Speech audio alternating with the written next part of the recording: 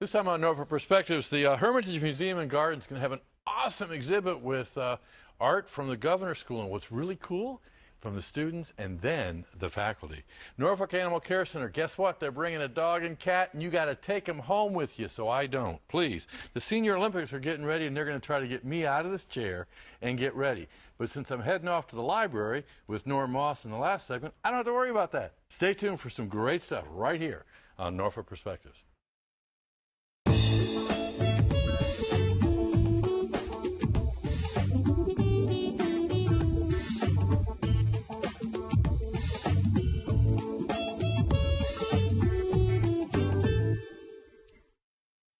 Welcome to Norfolk Perspectives. I'm Bob Batcher. Oh man, do we have an absolutely gorgeous piece of art here that we're going to talk about and its connection with the Hermitage.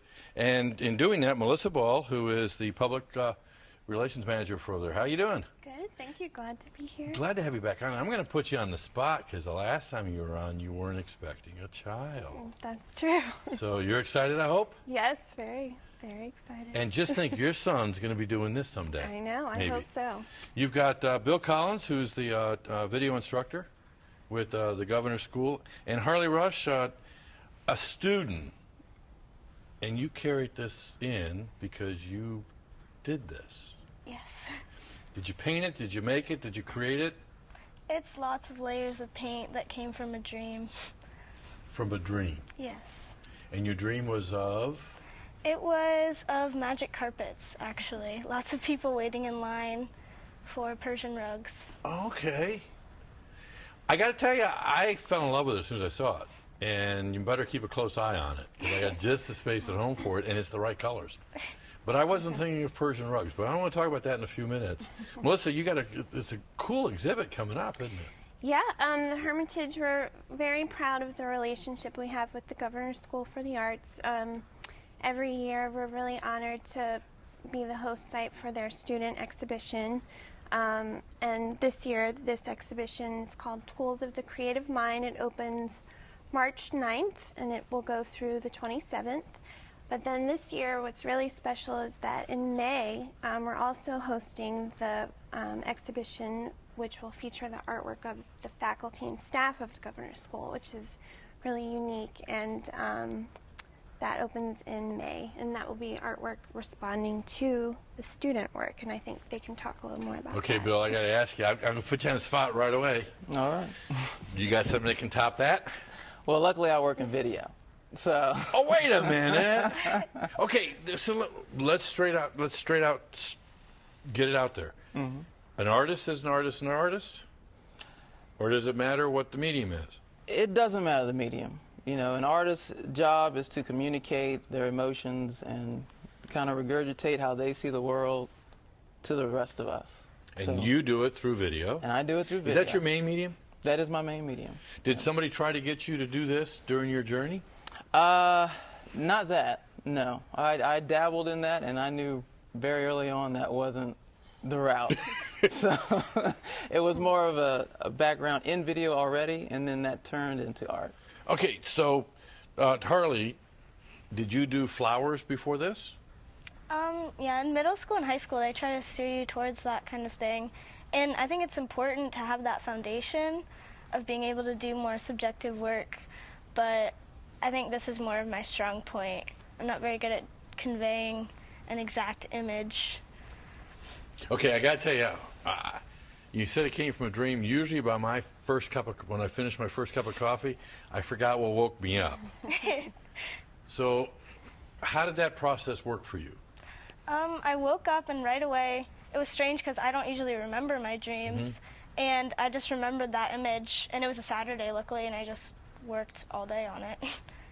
So did you kind of just sketch it out first? I didn't do a sketch, but I just started on the canvas with like underpainting, and then the layers just kind of took form after that. Okay, so because I mean, what I don't think the camera is going to pick up on this is the layers of texture. Yeah, do you notice the same thing? The first thing I noticed was I wanted to ask you, how did you get straight lines? Did you do those freehand? Yes, and you can tell on some of the squares it's a little askew. No, you. Can you tell, Melissa? It looks perfect to me. I don't find the skew one. Now, the instructor, okay, we got 1 minute left, so tell me about the other instructors, because I think that's what I find to be intriguing. Because you guys probably don't get a chance to be creative very often, except in teaching, right? Well, most of us do that regardless. Okay. And then we come and we teach, you know. But the show is going to be great. It's an opportunity for us to respond to what they've done, and then not respond in a critical way, but in a way that we know best, which is expression. So I think it'll be a great opportunity for us also to, you know, show them that we can look at what they do and we can both communicate to each other through our medium, which is art. And they're going to be putting the grade on it for you? Come on. Hey, what's your subject matter? It's actually, because of the title of the show, which is Creative Mind, and the tools, I took the tool of my creative mind, which is my emotions. So the subject is the emotions that go into expression. Got to get up to the Hermitage Museum, which is located off of Hampton Boulevard. Yep, on North Shore Road, 7637 North Shore Road. And the daffodils are coming out. Yeah. It's a gorgeous place. You got to see this. We're going to remove this from the set because we have a dog coming on. But don't go very far with it. I want to look at it some more. Thanks a lot for everything that you guys are doing to really bring the art and culture alive in Hampton Roads and in Norfolk, but also allowing you to kind of blossom and dream. Keep on doing it. It's awesome stuff. When we come back, we got a dog that, I don't know, I kind of like. Stay tuned.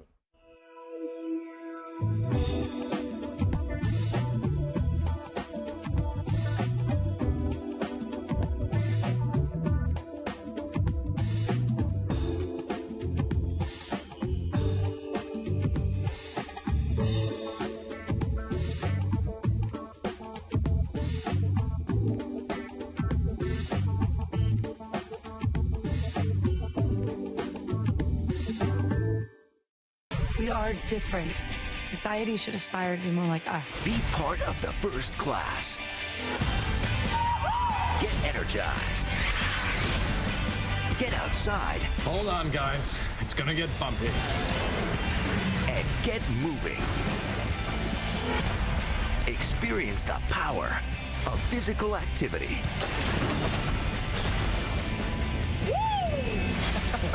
Join the movement at ActionHeroAlliance.com. Welcome back to Norfolk Perspectives. I'm Bob Batcher. Today we're going to be talking about the Norfolk Animal Care Center, Pets for Patriots, Golden Paw Senior Adoption Program, Mega Adoption, Be a Fool for Love. Join us for a regional adopt-a-thon on March 31st. The reason I ran through all that so fast is because we have a cat and dog on the set, and I don't think I'm going to get to all this. Hi there. 3 gorgeous women and a cat. Correct. Did I get that right? Yes. Barbara Hayes. How you doing? I'm great. You have this job to be able to go out there and just play with dogs and cats all day long. It's the best job in As the the world. manager of the shelter. Isn't it It cool? really is. It really is.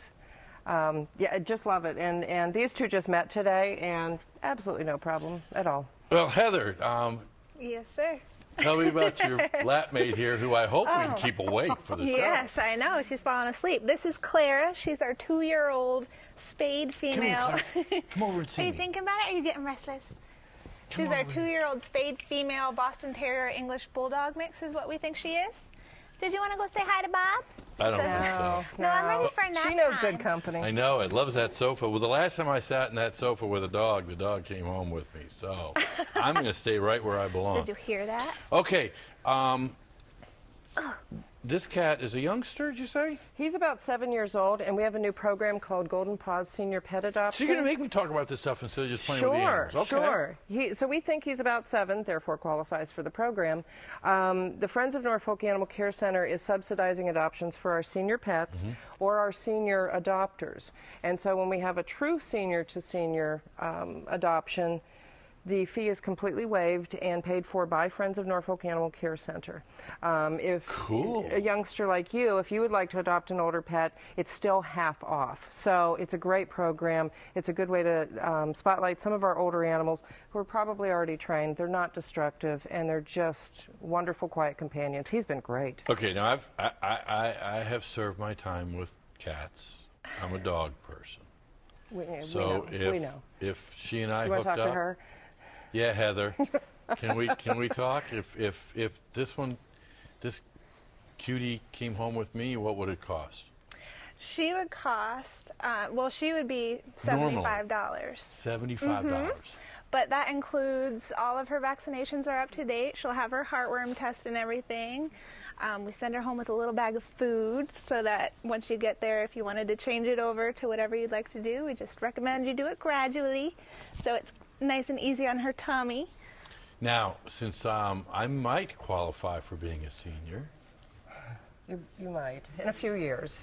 You're getting there. You're getting there. Yeah. If a friend of mine qualified for being a senior, could that friend? Yep, they could adopt her and it would be half off. So $35. Any animal age 2 and up qualifies for a senior adopter. So it's pretty much all of our animals other than puppies and kittens and the rowdy teenagers. And tell me about it. Why are you doing this? As you know, I shoot big for adoptions. Last year we had our highest adoption rate ever, and this year we want to meet and beat it. We want 2012 adoptions. So the Golden Paws Senior Program, we also have Pets for Patriots, which is a national program that also gives half off an adoption for qualified animals, dogs and cats over the age of 2, large breed dogs, or any animal with special needs can be adopted by active, retired, or injured reserve military personnel for half off. They get additional discounts at veterinarians and pet supply stores. It's a fantastic program. So all of these promotions that we have in place in these new programs are in an attempt to get us to get every adoptable animal out the front door this year. We know, Barb, and I know you've been helpful. I have a stepmom who I don't think she'd mind me saying qualified for the senior program. Correct. And she got a little guy, and it is unbelievable. He's like 8.5, so you think, oh my gosh, set in his ways. I went over to visit. That dog never got more than 2 feet away from her. Right, right. They were inseparable. And now when I call my stepmom, he answers the phone instead. Close to it. But I mean, she just goes on and on, one story after another about Sam.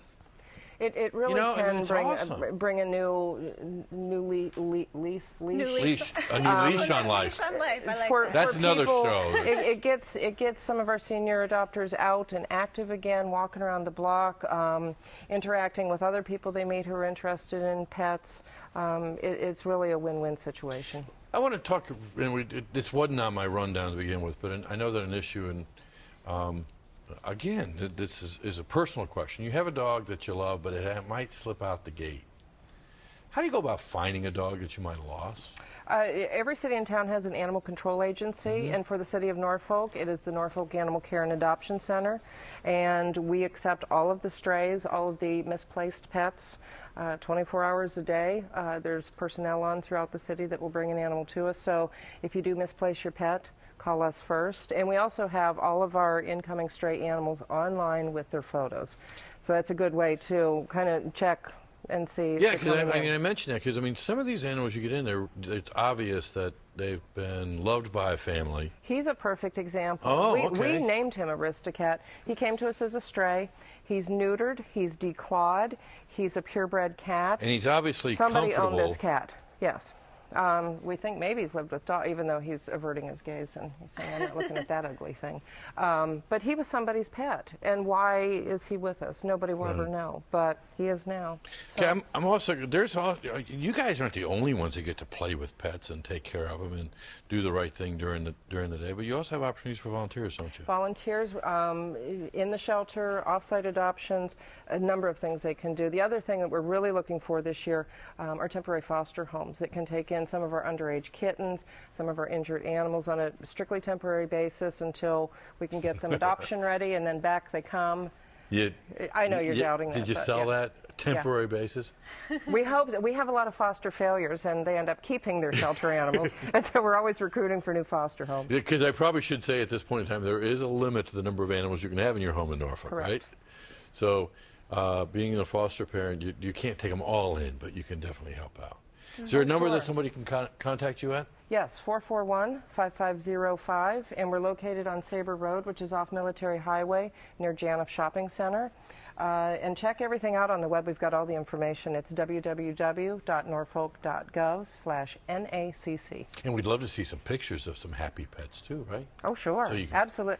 come on We in, actually take a have picture. a public feedback thing going on right now where we do want people to send in pictures of their adopted pets. So that will be coming soon to our website. Super. Hey, let's keep the puppy on the set because the next segment, they're going to try to get me out of this chair and I think do some exercise.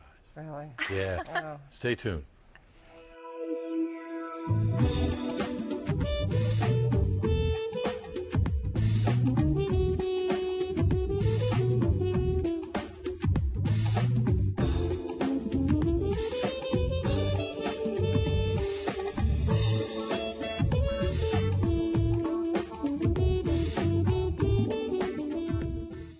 This financial advisor is being accused of committing one of the largest investment frauds in the history of the United States. I guess we're not going to Aspen. That's fine. You see, I like tennis balls. He likes insider trading. So he's going to jail and I'm going to a shelter. And no, they're not the same thing. Shelters are for good pets that want to be adopted. Jails are for criminals. I did nothing. Uh-oh. Okay, I stole a cheeseburger once on my dog. Hi. Welcome back to Norfolk Perspectives. I'm Bob Hatcher, and I'm in training for the Senior Olympics. Right, Gail? That's right. Is this really it?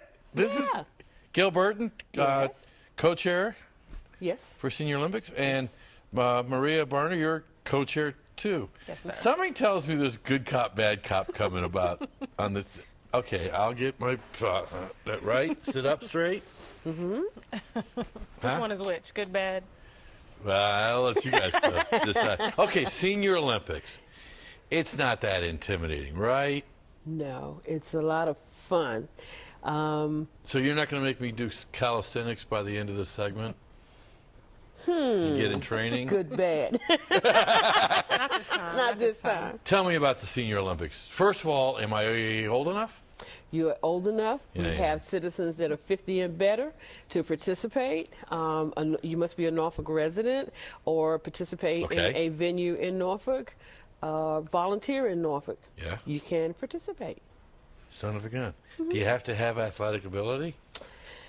Not necessarily. If you just enjoy participating in an event, we do have some that compete because they go on to the state. This is a training ground for you to get ready for that competition. Some go to the state as well as the nationals. So we have some seniors that are very competitive.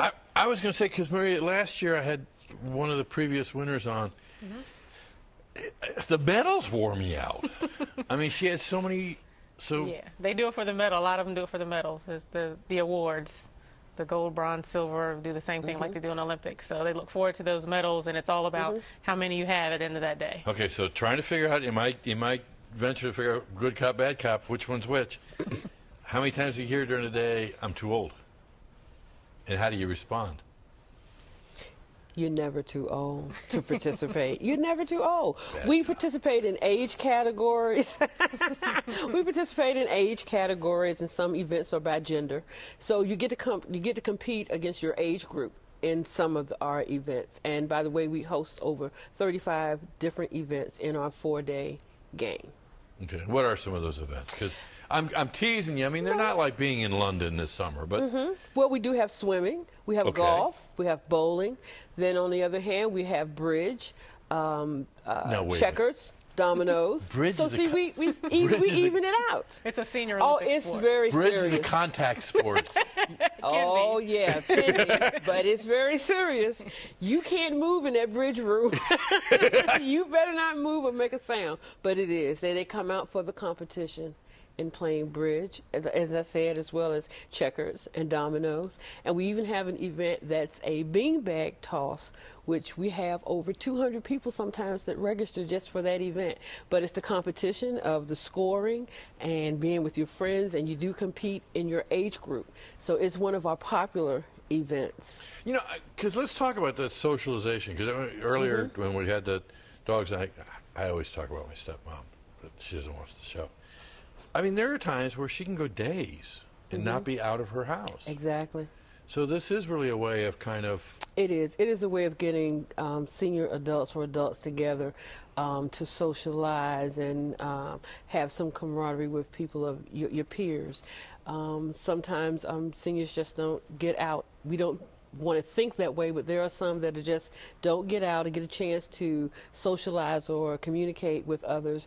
And it's almost like a reunion when everybody gets together to see who's there or who's going to be in my age group, or am I going to be alone, or does somebody move up in my age group? So it's a wonderful event for our citizens that we offer.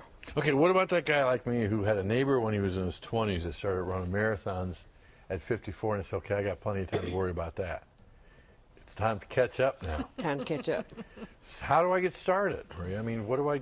Getting out of this chair, number one. Right, right. I mean, some people only do this Senior Olympics. They just come out and this is their activity. Once a year they'll do this. And then you'll have other people that will swim that are members at NFWC and swim all the time and look forward to this and actually train for this. Some people take it really seriously, and then some think of it as just a way to get in touch, like she said, with the old friends from other centers, because this is a citywide event, so we bring all the senior clubs from all over the city together, and they just come as a meeting point for them. But then some of them want those medals, though, and they'll prepare. Now, where are the Olympics? This year we'll be at the Naval Amphibious Base. Wait a minute, so this is serious stuff. Joint Expeditionary Base. Little Creek, Fort Story. And the competition is not just Norfolk then? I mean, do you... It's Norfolk. It is Norfolk. It is Norfolk. Okay. Okay, I have a personal question to ask. I say you should enjoy what you do. And the no pain, no gain went out when I was in my 30s. Is that true? Remember, I'm looking for good cop, bad cop. Depends on the person. Depends on the person, whatever motivates you. If that's what it takes for you to get fit, with me, it's no pain, no gain. That's what it takes for me to get motivated. And some people, it's not that serious. It's just all about just getting active and getting up and walking. So if I wanted to stroll on my bike and look in stroll on my bike, it's cool. It is cool. As long as I head over to the Norfolk Fitness Center and get on the treadmill. It's cool. It's cool. It's cool. Okay, be cool. May 7th through 10th. Yes. And is there a phone number or a website somebody can go to find out more about it? Yes. Yeah, you can go to our website, norfolk.gov, RPOS, and it's under the seniors for the application. We are taking applications now. Deadline is April 2nd, so we want to have everybody registered by then for the events, May 7th. Get out of that chair and do it. Right, and we also have sponsorship opportunities as well, so we're looking for sponsors to support the program. We don't charge anything for the participation.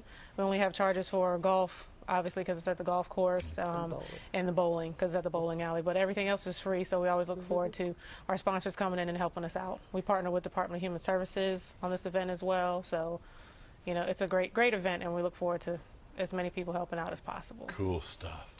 Applications can be found now at all of our area libraries, all of our recreation centers, Prime Plus Norfolk Senior Center. So the applications are out there. So pick them up, get them in. And I'm going to be talking to Norm Moss from the libraries, and I bet you he's already filled out his application because he's old enough. Thanks a lot. When we come back, we'll be talking to Norm Moss, who's old enough.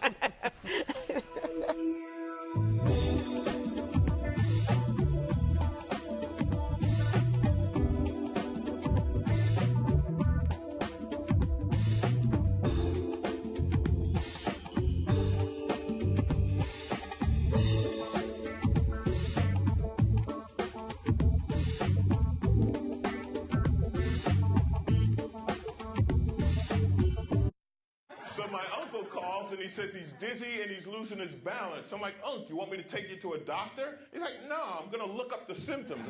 I said, your symptoms are you're dizzy and you're losing your balance.